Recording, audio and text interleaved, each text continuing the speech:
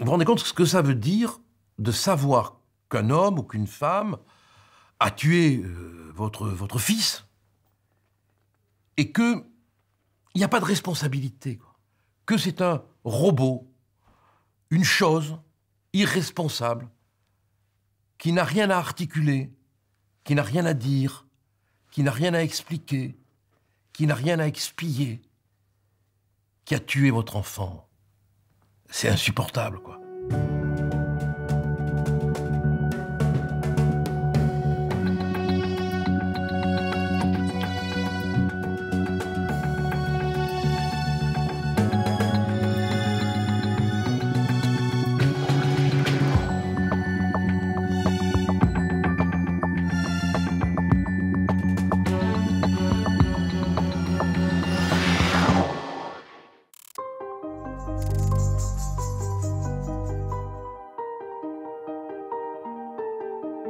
Noëlla Ego, Stéphane Moitoiret. Un couple itinérant aux croyances délirantes. Madame se faisait appeler Sa Majesté. Quant à monsieur, il était son serviteur. On pouvait se dire qu'on avait affaire à des doudingues, mais qui ne feraient pas de mal à une mouche. Pendant 20 ans, ils ont erré à travers la France sans que leur divagation n'inquiète personne. Jusqu'à ce que leur chemin croise celui d'un petit garçon de 11 ans. Valentin a été tué de 44 coups de couteau. C'est un voyage dans une autre dimension où cohabitent la folie et la raison. La folie, mais à quelle dose? Noëlla Ego et Stéphane Moitoiret sont-ils fous? Quel sort faut-il leur réserver? Les punir ou les soigner? Quand notre justice s'amuse à juger les fous, il faut être inquiet pour ceux qui ne le sont pas. Hein. Avec Imen Gouali, nous avons décidé de retrouver les protagonistes de cette affaire et d'analyser avec eux les conséquences et les répercussions de ce dossier hors norme. France Inter. Le délibéré aura été long aux assises du Rhône. En toute fin de journée hier soir, la sentence tombe. 30 ans de prison à l'encontre de Stéphane Moitoiret, coupable du meurtre du petit Valentin. Coupable en toute conscience, car les jurés n'ont pas suivi ses avocats qui avaient plaidé la folie. Tout commence à Lagneux, une petite ville près de Bourg-en-Bresse, dans l'Ain. Il est minuit quand les pompiers sont alertés. Un enfant vient d'être retrouvé à quelques mètres de son vélo, grièvement blessé et inconscient.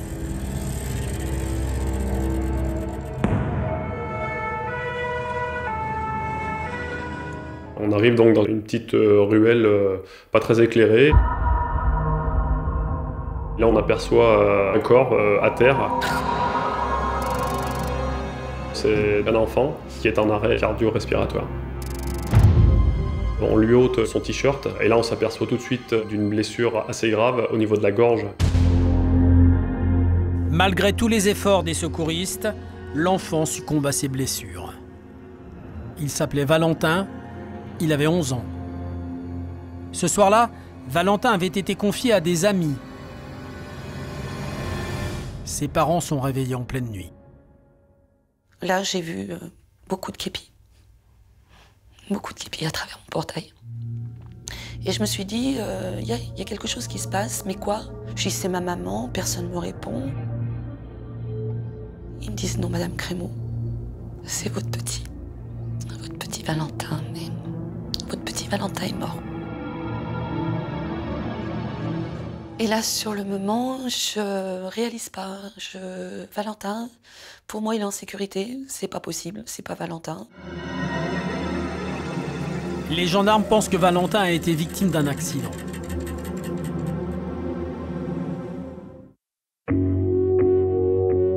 Mais dès le lendemain, le médecin légiste écarte immédiatement cette hypothèse. À l'autopsie, on a dénombré les 44 plaies qui étaient situées dans 3 régions essentielles. La face antérieure du cou, la partie haute du thorax gauche et au niveau de l'omoplate gauche.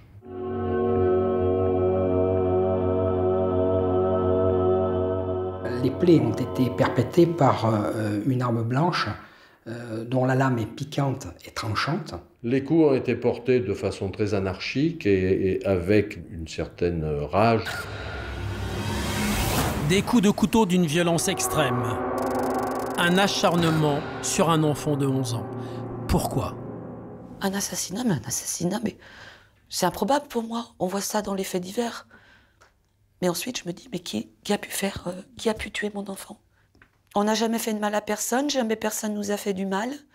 Donc là, c'est le mystère. Tandis que la famille tente de réaliser, gendarmes et techniciens en identification criminelle s'activent sur la scène de crime. Une agitation qui ne passe pas inaperçue dans cette commune de 7000 habitants. En début d'après-midi, on est plusieurs journalistes à essayer de trouver des témoignages. Et il y a un riverain qui nous indique, sur un mur de Lagnieu, assez loin de l'endroit où Valentin a été retrouvé mort, il nous indique une traînée de sang.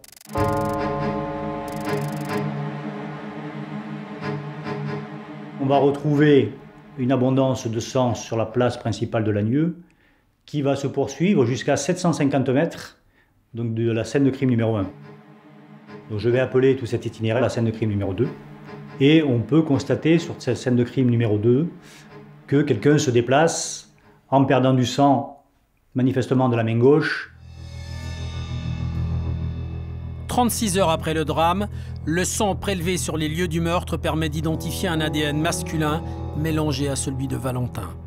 Un ADN aussitôt comparé aux millions de profils du fichier national des empreintes génétiques. Il ne correspond à personne. La section de recherche de la gendarmerie de Lyon procède alors comme s'il s'agissait d'un crime de rôdeur. Les gendarmes recoupent tous les comportements suspects qui leur ont été signalés dans le département. Et là, un enquêteur m'a dit, mais moi, avec ma collègue, on a contrôlé des pèlerins australiens. Des pèlerins australiens. C'était le soir du crime, à Léman, un village voisin de Lagnieu. L'homme de 39 ans s'appelait Stéphane Moitoiret. Il était accompagné d'une femme de 49 ans, Noëlla Ego, un drôle de couple, qui a raconté aux gendarmes une drôle d'histoire. Ils sont en mission, ils font soi-disant le bien, ils peuvent faire des dons. Et ils paraissent un petit peu loufoques, les vérifications sont faites, ils sont passés au fichier, ils ne font l'objet d'aucune recherche. Ce couple de marginaux constitue une piste intéressante pour les gendarmes, d'autant qu'il recueille des témoignages intrigants.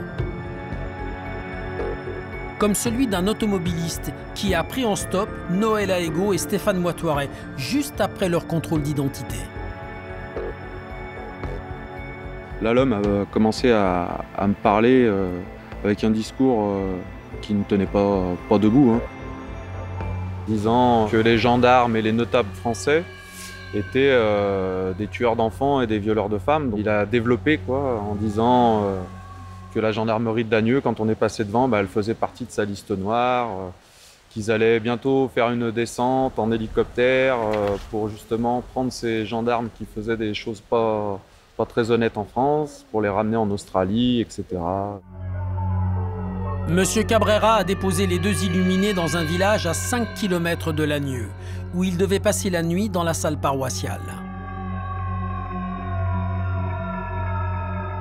Les gendarmes s'y rendent immédiatement. L'équipe, avant de pénétrer à l'intérieur, s'aperçoit que sur la porte d'entrée, il y a ce qui peut correspondre à une trace de sang. Une trace de sang qui, une fois analysée, correspond à l'ADN retrouvé sur le corps du petit Valentin. 5 jours après le meurtre de l'enfant, la justice lance un mandat d'arrêt contre Stéphane Moitoiret et Noëlla Ego. Bonjour à tous. L'actualité de ce dimanche est marquée par la nouvelle piste très sérieuse dans l'affaire du meurtre du petit Valentin. 2 suspects sont désormais officiellement recherchés et voici leur portrait robot.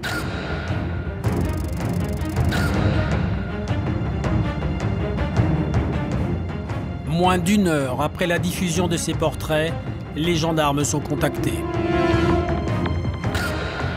Noëlla Ego et Stéphane Moitoiret sont localisés et interpellés au Cheylard, à 200 km de Lagnieu. L'ADN de Moitoiret est immédiatement prélevé pour comparaison.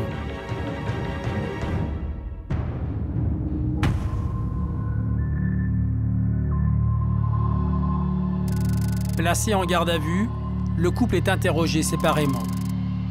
Noëlla Ego s'exprime sans réserve. Nous avons voulu cerner un peu la personnalité de Noëlla Ego.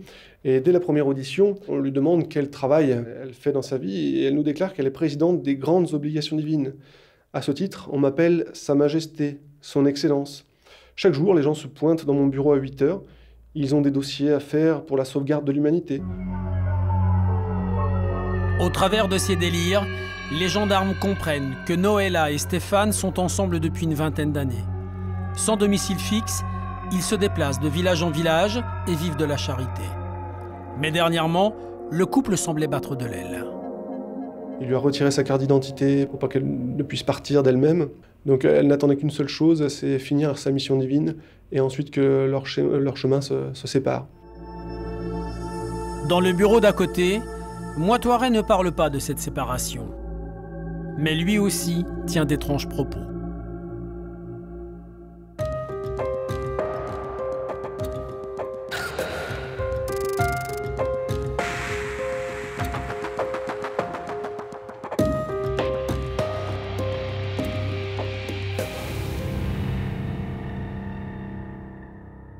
Maître Franck Berton, comment se comporte votre client en garde à vue? Il n'arrête pas, il parle beaucoup, il parle énormément en garde à vue. Hein. Il raconte des trucs incroyables. Il dit que, par exemple, il n'a pas de carte bancaire parce qu'il devait en avoir une, mais Nicolas Sarkozy a fait ce qu'il fallait pour qu'il n'en ait pas. Voilà, il est avec sa princesse, la reine Noëlla, donc il est son serviteur, il est son esclave et il fait ce qu'elle lui dit de faire. Donc voilà, il est dans un autre temps, dans un autre monde. Et il nous explique que d'abord, il est en mission divine. C'est quoi cette mission divine? C'est retrouver l'élu. Alors l'élu prend la forme d'un enfant, ils l'écrivent sur les murs d'une grotte, ils l'écrivent dans des cahiers, ils font des dessins, ils le représentent, ils le cherchent.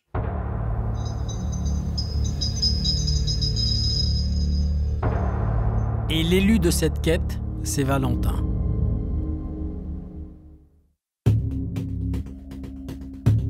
Le résultat des expertises est indéniable. L'ADN extrait du sang retrouvé sur le corps de l'enfant est bien celui de Stéphane Moitoiret. Face à cette preuve indiscutable, le suspect nie. Moitoiret a une explication. Ce n'est pas lui qui a tué Valentin, mais l'un de ses clones.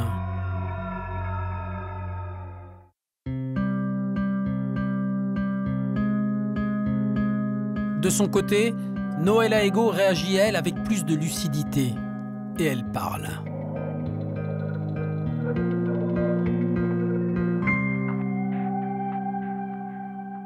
Maître Nasserzadeh, votre cliente, Noëlla Ego, passe aux aveux. Qu'est-ce qu'elle raconte aux gendarmes? Elle explique que ce soir-là, Stéphane Moitoiret, qui était extrêmement en colère, a indiqué qu'il souhaitait accomplir la mission. Elle lui propose effectivement d'effectuer le retour en arrière qui consiste, dit-elle, à ce moment-là, à ce qu'il la tue, lui torde le cou selon ses propres mots. Stéphane Moitoiret ne souhaite pas tuer Noëlla Ego et à ce moment-là, il sort en colère. Est-ce que Noëlla Ego tente de dissuader son compagnon?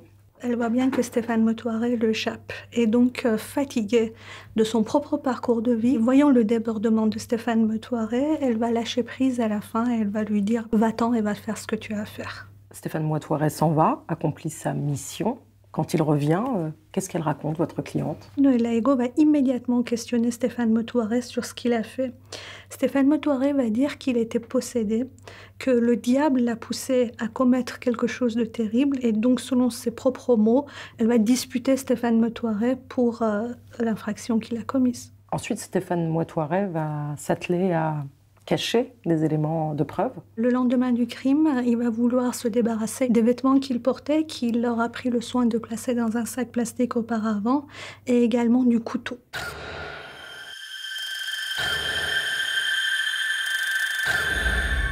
Un couteau que les gendarmes retrouvent et qu'ils expertisent. Les conclusions sont sans appel. Il y a l'ADN de Stéphane Moitoiret et l'ADN du petit Valentin dessus. Donc il n'y a pas de doute. C'est l'arme du crime. Maître Berton, Noëlla Ego a lâché son compagnon. Comment Moitoiret réagit? Il comprend pas, mais en même temps, Moitoiret, il est très respectueux de Sa Majesté. Donc c'est son serviteur. Donc il y voit quelque part aussi un sacrifice. Il doit se sacrifier pour elle. L'arrestation de Noëlla Egault et de Stéphane Moitoiret fait la une. Les gardes à vue sont à peine terminés que 2 ministres de tout premier plan mêlent leur voix à l'indignation populaire. Rachida Dati et Michel Alliot-Marie, respectivement garde des Sceaux et ministre de l'Intérieur, entrent dans l'arène médiatique. Je peux vous dire que j'ai demandé au procureur de la République d'ouvrir une information judiciaire sur la qualification de meurtre sur mineur de 15 ans avec acte de barbarie.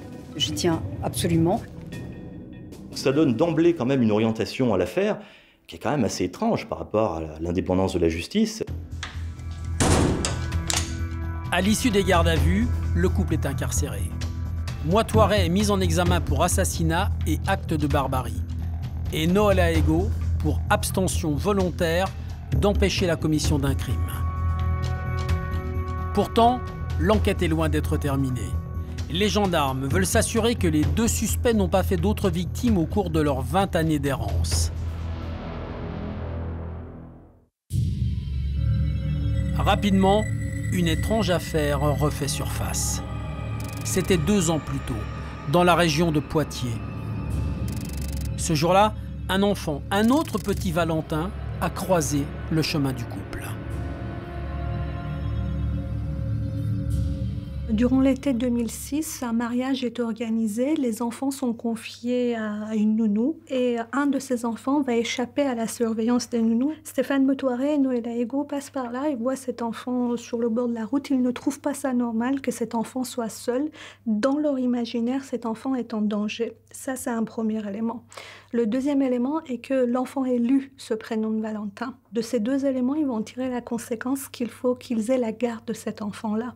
Ils vont faire ce que juridiquement on appelle une tentative d'enlèvement. J'imagine que la babysitter tente de récupérer l'enfant, Valentin. Ce à quoi Stéphane Moitoiret et Noëlla Egault s'opposeront parce que persuadés qu'ils sont là pour le bien de l'enfant. Et très naturellement, elle a arraché l'enfant des bras de Stéphane Moitoiret.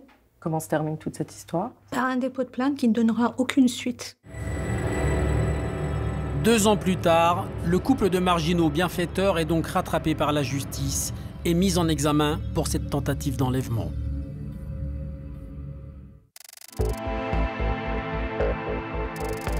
Pour comprendre leur dérive criminelle, les gendarmes s'intéressent à leur passé.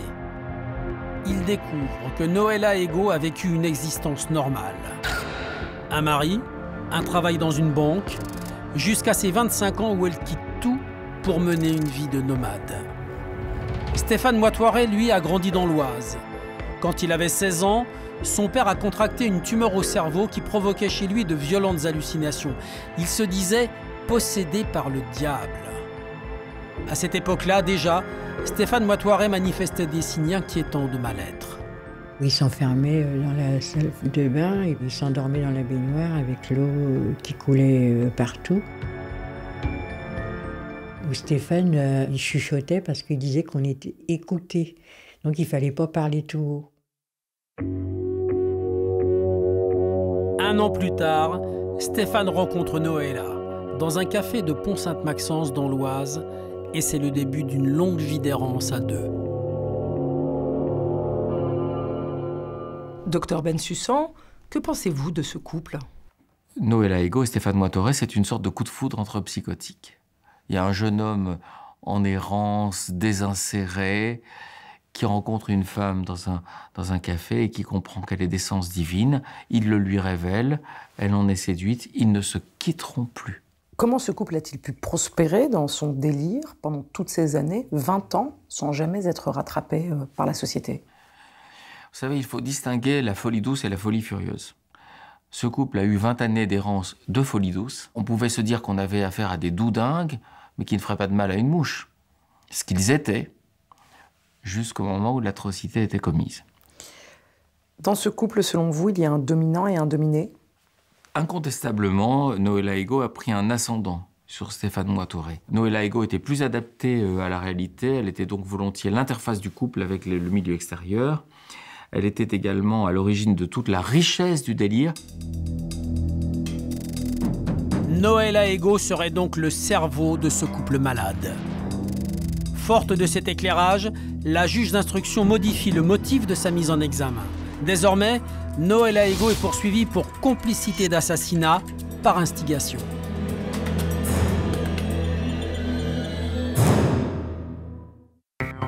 Huit mois plus tard, la juge organise une reconstitution en présence de Noëlla Ego et de Stéphane Moitoiret, qui nie toujours. Désormais, il accuse un mystérieux personnage. C'est pas Belbar. Et ça, c'est Belbar. Mais qui c'est Belbar? Il faut demander à lui. Et qui est-ce qui connaît Belbar? Beaucoup de monde en France. Beaucoup de monde en France. Mais vous le connaissez physiquement? Ah oui, oui. Et il fait quoi dans la vie, Belbar? Il complote, c'est tout ce qu'il fait. Quoi. Il complote. Et voilà. qu'est-ce qu'il a à faire avec un enfant? C'est pour m'enfoncer moi, c'est pour ça. Il vous en veut, Belbar? Bien sûr. Moitoiret s'enferme dans ses retranchements. La juge finit par perdre patience et met fin à la reconstitution.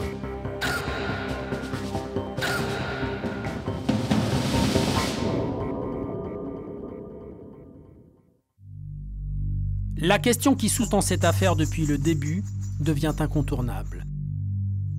Stéphane Moitoiret et Noëlla Ego sont-ils aptes à être jugés?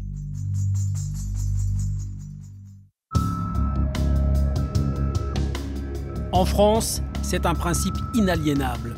On ne juge pas les fous.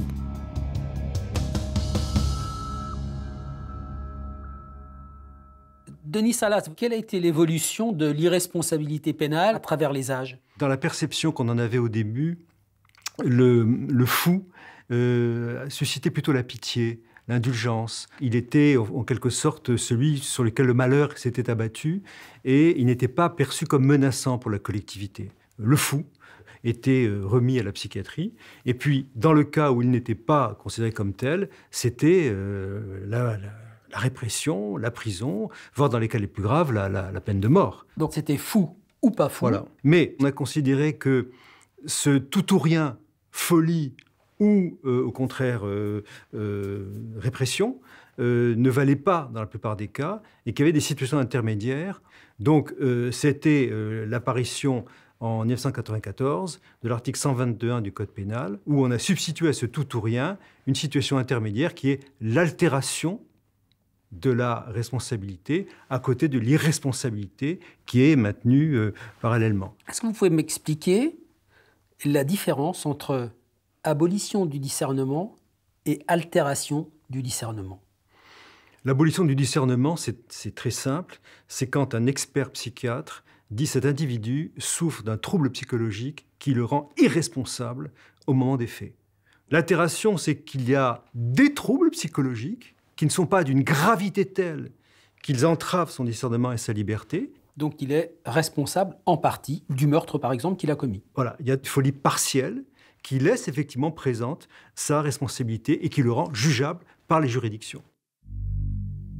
Ce sont les experts psychiatres qui déterminent si un accusé est responsable de ses actes et si son discernement est aboli ou seulement altéré.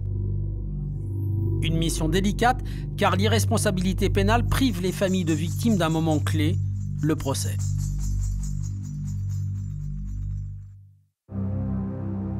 Une problématique soulevée avec passion 3 ans et demi avant le meurtre de Valentin. C'était en décembre 2004, après un double crime qui s'est déroulé à Pau.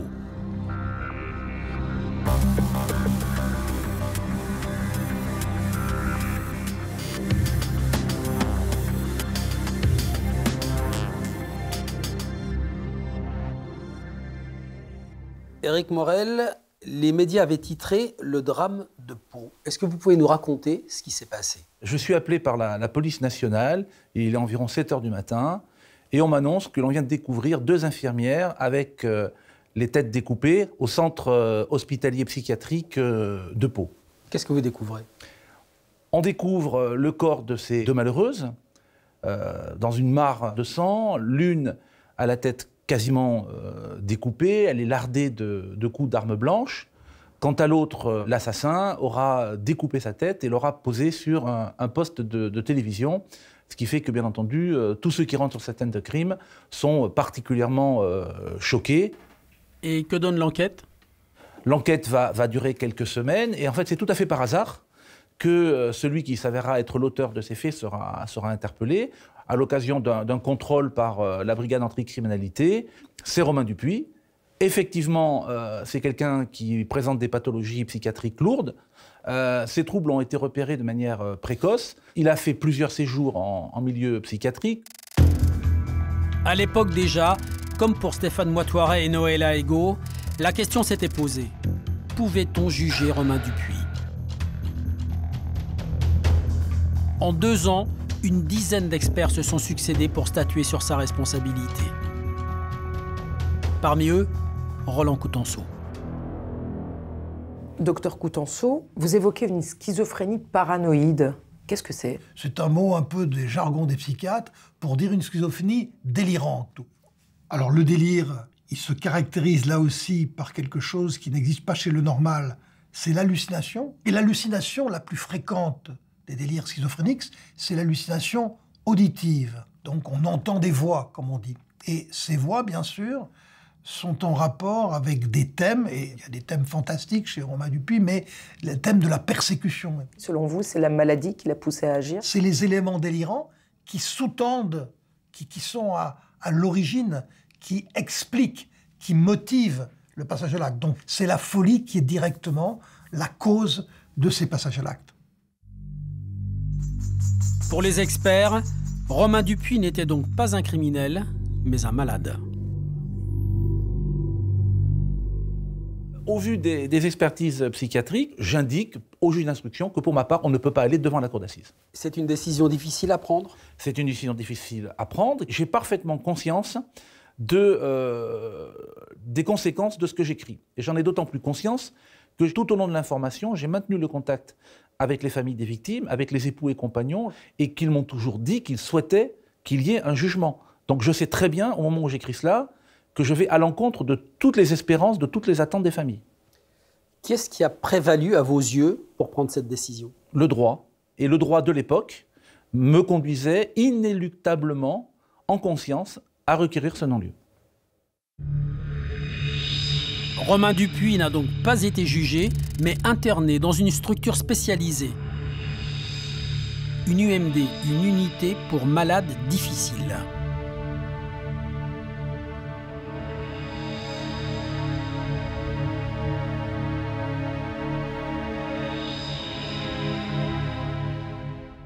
Docteur Baudon-Bruzel, qu'est-ce que c'est qu'une UMD ? Ce sont des unités qui ont été créées pour recevoir des pathologies difficiles à soigner et des patients qui présentent un état dangereux majeur, certains imminents, avec une pathologie incompatible avec une prise en charge dans des unités psychiatriques ordinaires. En UMD, les locaux sont solides, les équipes ont l'habitude, et donc les protocoles sont mis en place, et donc les prises en charge peuvent se mettre en place, même avec les patients les plus compliqués, les plus rebelles à la thérapeutique et présentant des problèmes de comportement importants. Romain Dupuis est aujourd'hui le plus ancien patient de son UMD. Après des années de traitement, il serait stabilisé et ne serait plus sujet à ces délires psychotiques. Mais rien n'indique qu'il en sortira un jour.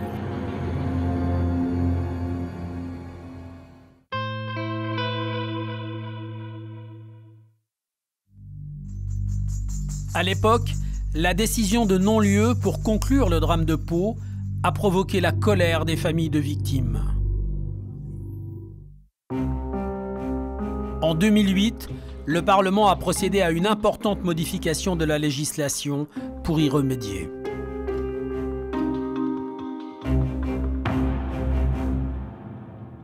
Georges Fenech, pourquoi ce nouveau texte sur l'irresponsabilité pénale ? Lorsque la justice rend une décision de non-lieu, ça choque, ça heurte les victimes qui ne comprennent pas cette décision.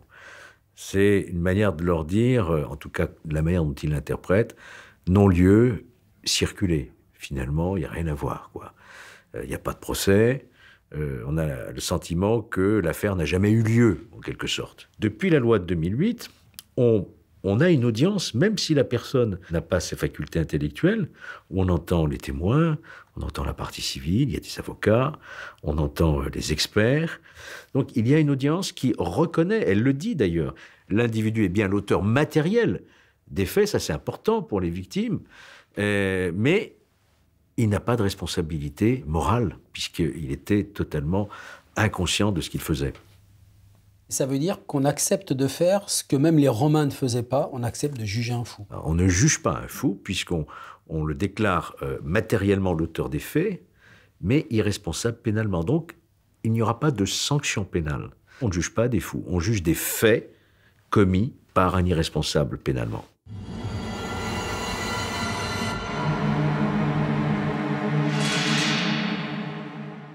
Du côté de l'accusé, enfin l'accusé entre guillemets, je ne sais même plus comment le nommer si vous voulez, je ne vois pas très bien le sens que cela peut avoir.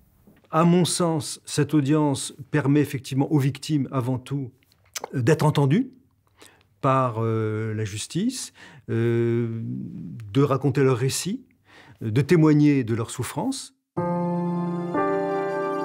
Une souffrance qui, pour Véronique, la mère de Valentin, appelle plus qu'une audience de principe. Ce qu'elle souhaite, elle, c'est un véritable procès. Véronique Crémeau, la maman de Valentin, veut voir Stéphane Moitoiré, Noëlla Egault devant une cour d'assises. Ah oui, absolument, oui. Absolument. Vous vous rendez compte de ce que ça veut dire de savoir qu'un homme ou qu'une femme a tué votre fils et qu'il n'y a pas de responsabilité, quoi. Que c'est un robot, une chose irresponsable, qui n'a rien à articuler, qui n'a rien à dire, qui n'a rien à expliquer, qui n'a rien à expier, qui a tué votre enfant. C'est insupportable, quoi. Il faut qu'il y ait une condamnation. On sait maintenant qu'il y a eu meurtre, il faut qu'il soit puni.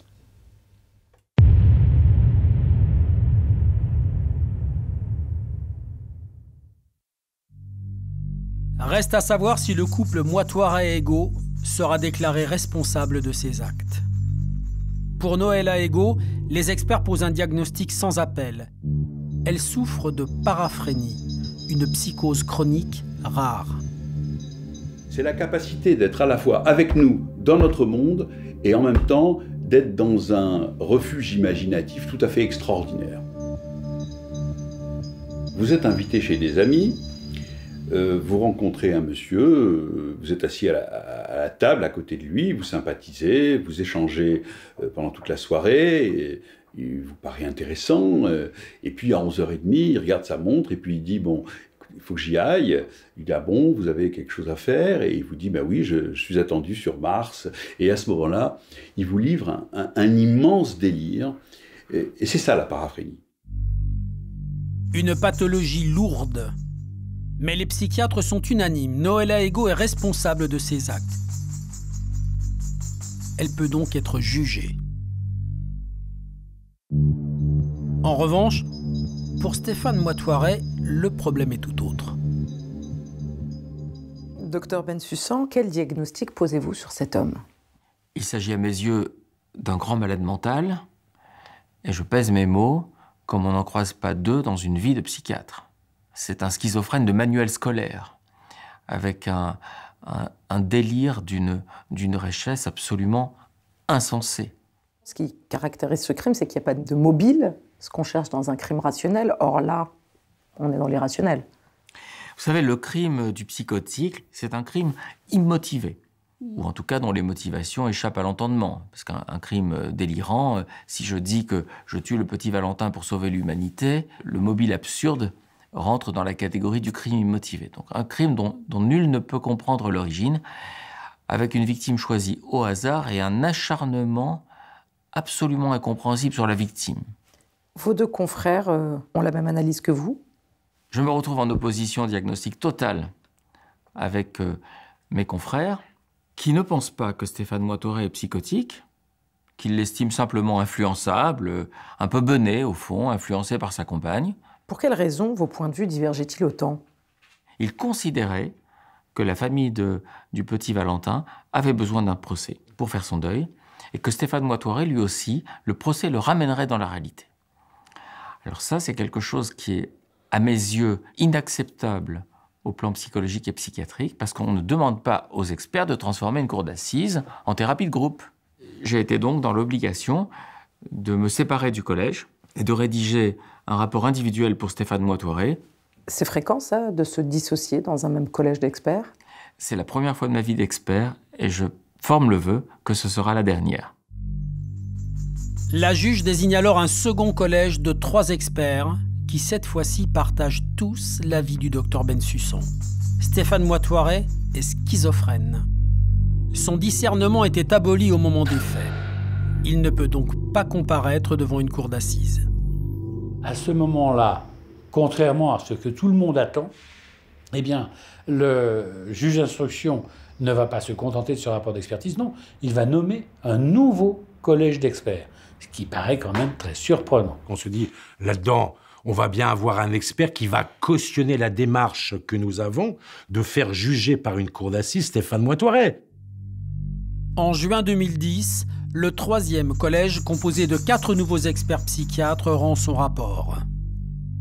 On a diagnostiqué, bien sûr, une maladie mentale, mais on a estimé qu'il y avait quelque chose qui n'avait pas été totalement éclairci, qui était la dynamique entre les 2 protagonistes. Et on pensait encore que le fait peut-être de les confronter pourrait finir d'éclaircir le débat. Alors, c'est vrai qu'on a conclu d'une formule un peu ambiguë en disant, pour l'instant, on s'orientait vers l'altération du discernement. Une altération du discernement. À 6 voix contre 4, les psychiatres ont donc tranché. Stéphane Moitoret sera jugé aux côtés de Noël Aego.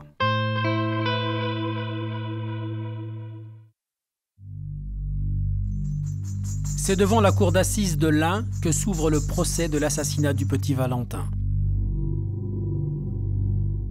Ce qui frappe d'emblée dans ce procès, c'est le mutisme de Moitoret, hein, qui se trouve figé dans le box, la tête penchée, un peu comme une gargouille, un véritable zombie, hein, on peut dire.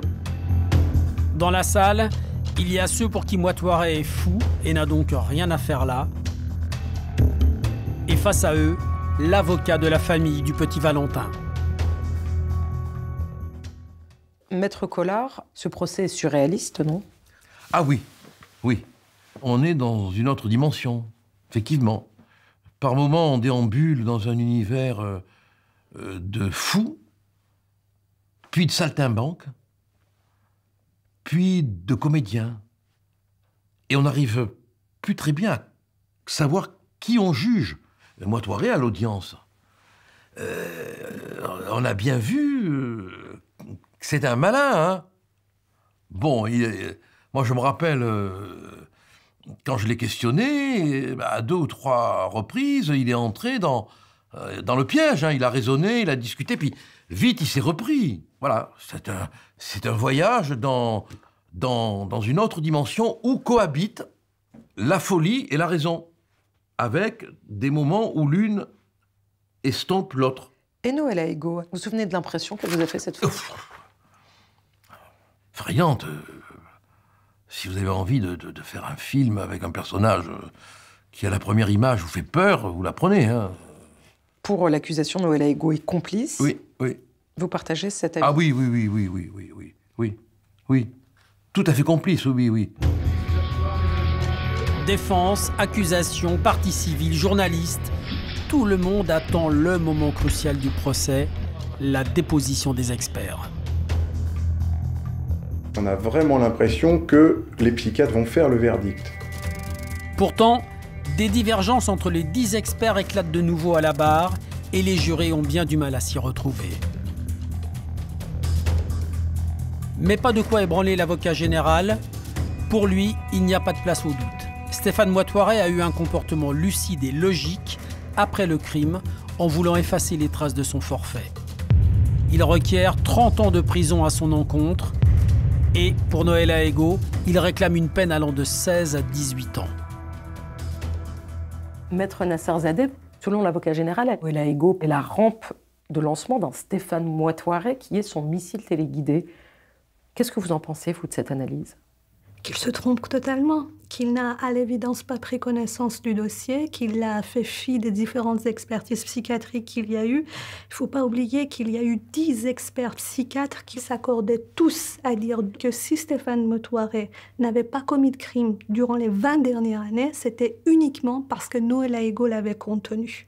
Et que sa décompensation, son passage à l'acte, est directement lié au fait que Noëlla Ego ne pouvait plus continuer à vivre avec Stéphane Moitouaré.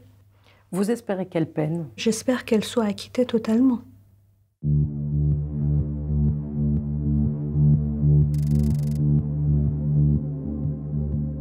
Maître Franck Berton, qu'est-ce que vous dites aux jurés ? Nous plaidons avec Hubert Delarue la folie, et puis on plaide aussi contre cette volonté de faire juger les fous, en disant que on se trompe de procès, on se trompe de justice, et que la justice s'égare, et que la justice de droit commun ne doit pas s'appliquer à enfermer des fous en France. Le verdict est prononcé. Noëlla Ego est condamné à 18 ans de prison. Stéphane Moitouaré, votre client, à la perpétuité. Vous êtes surpris ? Ah bah il ne peut qu'être très lourd, le verdict. Un gamin poignardé de dizaines et dizaines de coups de couteau, c'est forcément la réclusion criminelle à perpétuité. Vous allez faire appel. Est-ce que c'est à votre initiative ou est-ce que c'est lui qui vous demande de faire appel ? Moitouaré, je le redis, comme il considère qu'il n'est pas fou. Et du reste, la justice va dans son sens. Et donc, il dit, je m'ouvre la voie de l'appel, parce que perpétuité, c'est quand même lourd, c'est beaucoup. Et donc, on fait appel avec son accord et avec sa décision. Il est partie prenante là-dedans.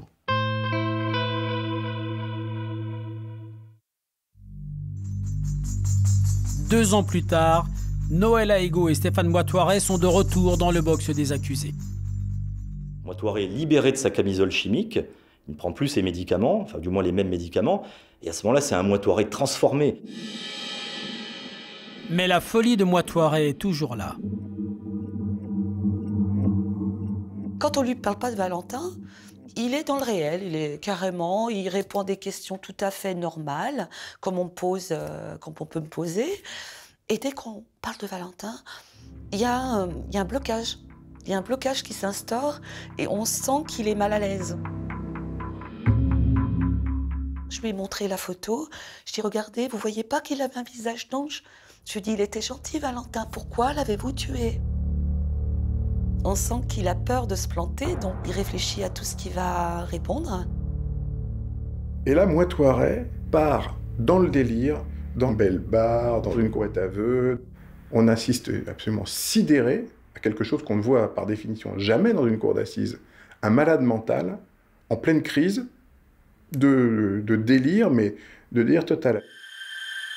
Cette fois encore, le témoignage des experts est capital pour trancher sur la responsabilité pénale de Noëlla Ego et Stéphane Moitouaré. Sur la question de l'abolition du discernement de l'assassin, les psychiatres restent partagés. Mais cette fois-ci, les experts sont d'accord sur un point. Ils étaient épuisés par cette vie d'errance, épuisés aussi par leurs problèmes psychiatriques, qui dans les deux cas sont des problèmes extrêmement lourds, et qui, à mon avis, devaient s'aggraver. Après 8 heures de délibéré, le verdict est prononcé. Noëlla Ego est acquittée pour la complicité d'assassinat de Valentin. Pour la tentative d'enlèvement du premier petit Valentin, elle est condamnée à 5 ans de prison. Stéphane Moitouaré, lui, est reconnu coupable et condamné à 30 ans de réclusion criminelle, assorti d'une période de sûreté de 20 ans. Maître Berton, votre client est lourdement condamné et il vous dit merci. Oui, il nous dit merci. Il est satisfait de cette décision. D'abord parce que c'est beaucoup moins qu'en première instance. C'est plus perpétuité. C'est 20 ans de sûreté. Et puis surtout, c'est pas de rétention de sûreté. Et puis, pas de suivi socio-judiciaire qui est prononcé par la Cour d'assises de Lyon. Comment est-ce que vous expliquez ce second verdict qui est plus clément que le premier ? Peut-être que les jurés ont tenu davantage compte de l'altération du discernement. Nous, on a exhorté les jurés à avoir du courage, c'est-à-dire de déclarer Stéphane Moitouaré fou. Bon, Mais une fois que l'institution était en route, une fois que le pouvoir politique avait mis la main sur ce drame, il était trop tard et ils ont peut-être tenu compte de ça et ils ont été plus cléments. À l'issue de ce procès en appel, Noëlla Ego, qui a passé plusieurs années en détention, est censée sortir libre du tribunal de Lyon. Maître Nasserzadeh, que va-t-il se passer pour Noëlla Ego ? Directement de la détention, un camion viendra la chercher pour l'enfermer sans son consentement en hôpital psychiatrique. Là, vous voyez éclater en fait toute l'hypocrisie du traitement judiciaire des personnes qui sont affectées d'un trouble de personnalité. Voilà une femme qui est placée en détention provisoire depuis 5 ans, dont 10 experts psychiatres disent que le discernement n'est ni aboli ni altéré. Cela signifie que son état psychiatrique est tel qu'elle peut parfaitement vivre en société et qu'elle ne représente en tout état de cause aucun danger, ni pour elle-même, ni pour autrui. Tout d'un coup, au bout de 5 ans, et à la faveur d'un délibéré d'acquittement, Noëlla Ego devient une personne qui aurait besoin d'être internée psychiatriquement. Qui a décidé de cette hospitalisation ? C'est la préfecture qui décide de cette hospitalisation, mais bien entendu, la préfecture est en lien avec la cour d'assises qui a pris cette décision, et j'imagine plus particulièrement le président. Que devient-elle aujourd'hui ? Noëlla Ego n'est plus hospitalisée sans son consentement. Elle vit la vie à laquelle elle a toujours aspiré, dans un endroit qui n'est pas dans une ville, avec ses chats, et finalement dans l'anonymat, et elle s'adonne à ce qu'elle aimait faire, c'est-à-dire tricoter. Libre, Noëlla Ego a même bénéficié d'un dédommagement pour ses 5 années d'enfermement provisoire subies injustement. Ça peut choquer après son parcours.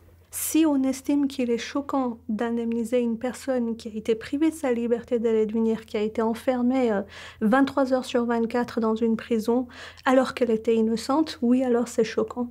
Si on estime qu'une personne qui a été injustement, il s'agit d'une erreur judiciaire, placée en prison pendant 5 ans, à ce moment-là, non, ça ne serait pas choquant. Stéphane Moitoiret, lui, n'échappe pas à la prison, malgré ses troubles psychiatriques. Et il n'est pas le seul.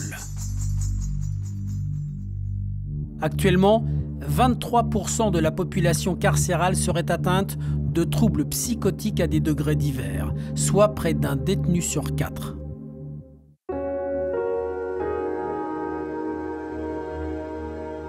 Une réalité qui empoisonne le quotidien des surveillants pénitentiaires.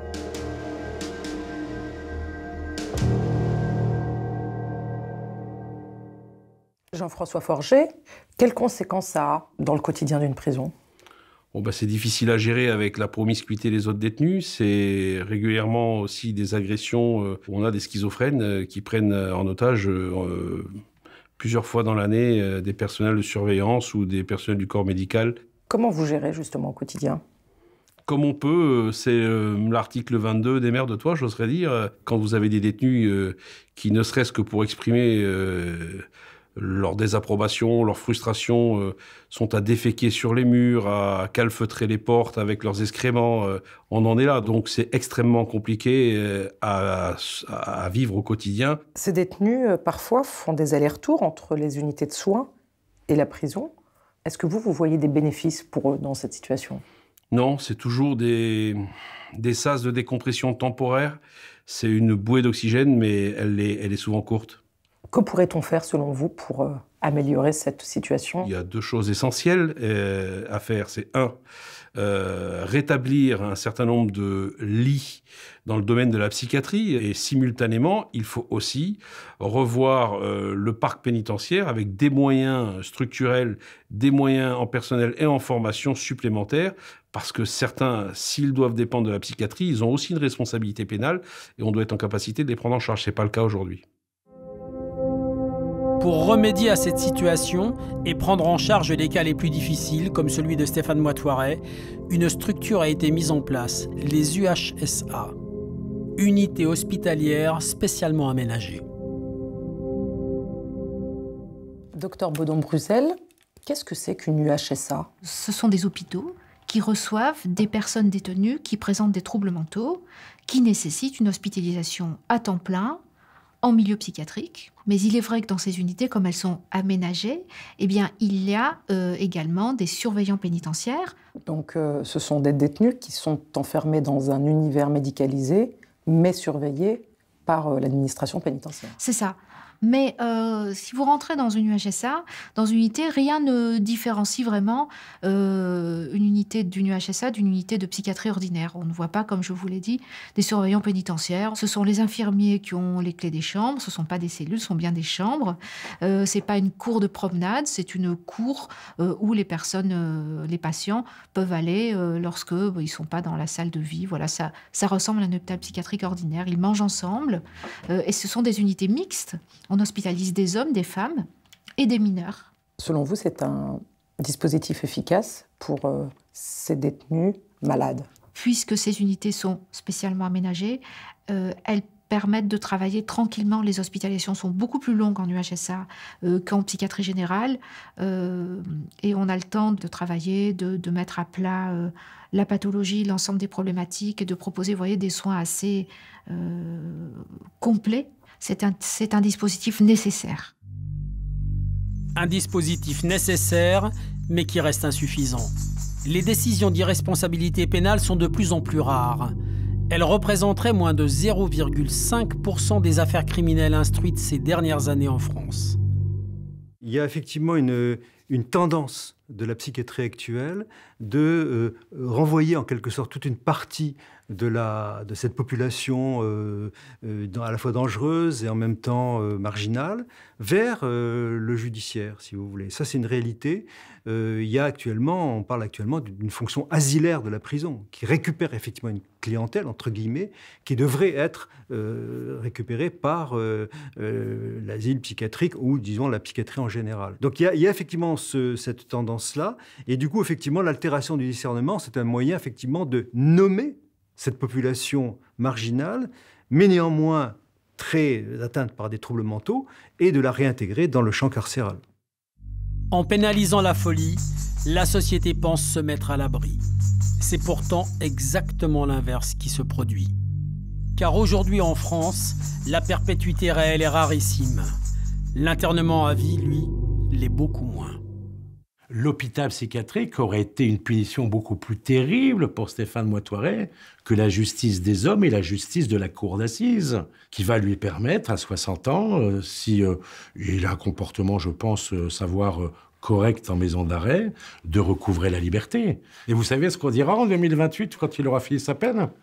On criera au scandale en disant « Mais comment cet homme a recouvré la liberté ?» Non, mais il a recouvré la liberté parce qu'il a exécuté sa peine. Bon, on a jugé un fou, voilà, et ça a choqué personne. Mais c'est terrible, vous savez, quand notre justice s'amuse à juger les fous, il faut être inquiet pour ceux qui ne le sont pas, hein.